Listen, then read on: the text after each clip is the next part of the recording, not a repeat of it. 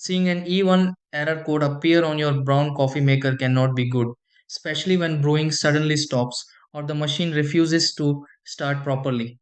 Many users notice the coffee maker powering on normally, but showing the E1 message before brewing begins. Sometimes the machine sounds ready to work, yet coffee never starts flowing. In many situations, a brown coffee maker E1 error code can happen because of water flow interruptions, internal blockages, setup problems, or temporary system glitches.